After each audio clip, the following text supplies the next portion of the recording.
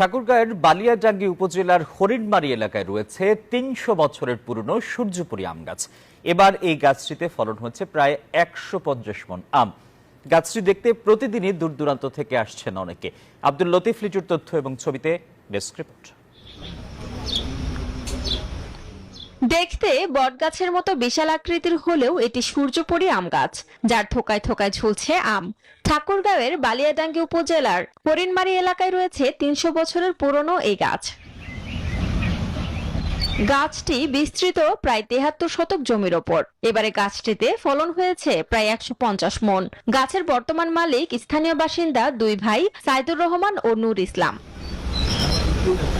গত বছর ফলন কিছুটা কম ছিল, তবে এবার প্রচুর আম ধরেছে বলে জানালেন সাইদুর রহমান। আম গাছের বয়স আনুমানিক ৩০০ বছর। বান্ডেল থাকলে প্রতি সেনমানিতে টাকা বাঁচবে। বিকাশ সেনমানি বান্ডেল কিনে জিতুন প্রতি লেনদেনে। আর প্রতি বছর ফলন ৫০ থেকে ২০০ মণ পর্যন্ত হয়। এই গাছটি দেখতে প্রতিদিনই দূর দূরান্ত থেকে আসছেন অনেকে। যতটা শুনেছি তার থেকে অনেক সুন্দর এবং অনেক ভালো লাগলো। এই আম গাছটা সম্পর্কে আমি নেটে অনেক দেখেছি এবং আজকে বাস্তবে দেখতে আসলাম এবং গাছটা দেখে অনেক ভালো লাগলো।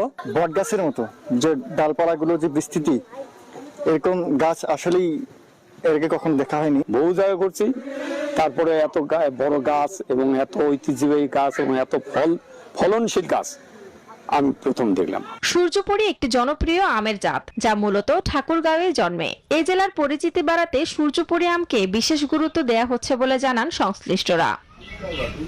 Desk report, news 24।